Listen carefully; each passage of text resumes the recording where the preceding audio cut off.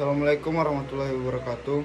Perkenalkan, nama saya Akram Maulana Yamin dengan NIM 22002072 dari sesi 003. Baiklah, kali ini saya akan membacakan materi tentang fungsi, peranan, dan tugas kepemimpinan. Yang pertama, fungsi.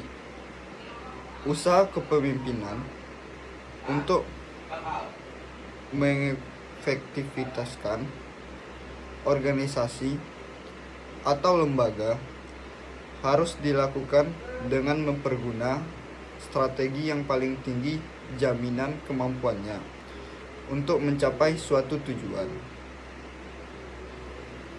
Strategi seperti itu menuntut kemampuan pemimpin untuk mengimplementasikan fungsi-fungsi keterampilan secara efektif dan efisien. Menurut Siagian, fungsi kepemimpinan terdiri dari yang pertama, pemimpin sebagai penentu arah. Yang kedua, pemimpin sebagai wakil dan juru bicara organisasi. Yang ketiga, pemimpin sebagai komunikator yang efektif dan aktif.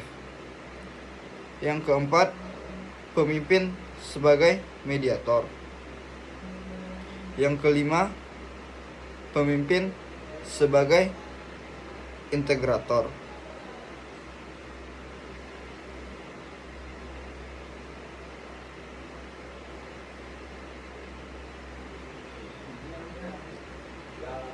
Yang kedua, peranan kepemimpinan. Peranan merupakan seperangkat pola tingkah laku yang diharapkan yang berkaitan dengan tugas seseorang dalam kedudukan pada suatu unit. Peranan juga dapat diartikan sebagai perilaku diatur dan diharapkan dari orang-orang dalam posisi tertentu.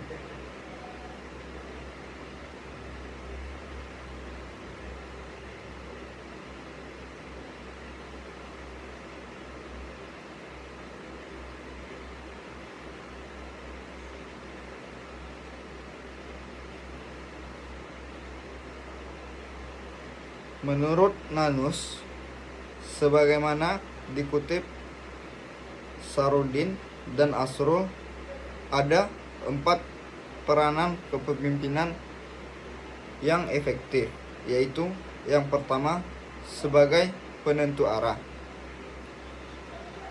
Pemimpin harus mengembangkan visi dan membagi semua orang untuk mewujudkannya. Sebagai agen perubahan, pemimpin harus mampu menuju perubahan yang baik. Yang ketiga, sebagai juru bicara, pemimpin harus bisa bernegosiasi dan membangun jaringan kerja. Yang keempat, sebagai pelatih, pemimpin harus mampu membedakan staf dan pegawai bersemangat mengejar visi.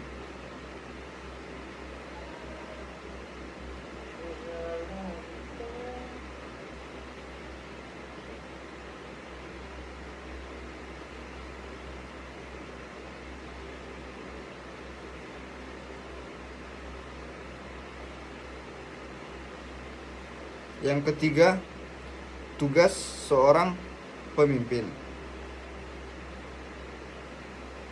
Menurut Gurungan, tugas utama pemimpin, yaitu yang pertama, memberi struktur yang jelas terhadap situasi yang rumit yang dihadapi kelompok.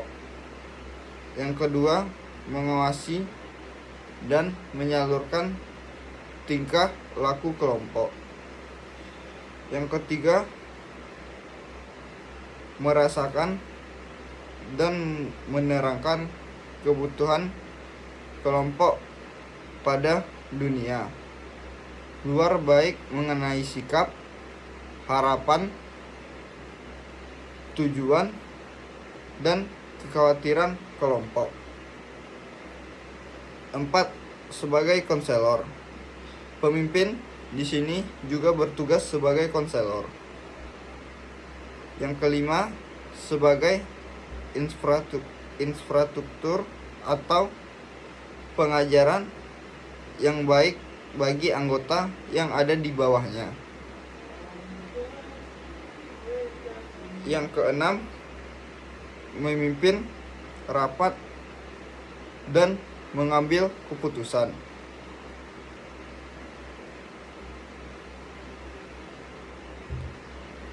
Yang ketujuh, mendelegasikan wewenang.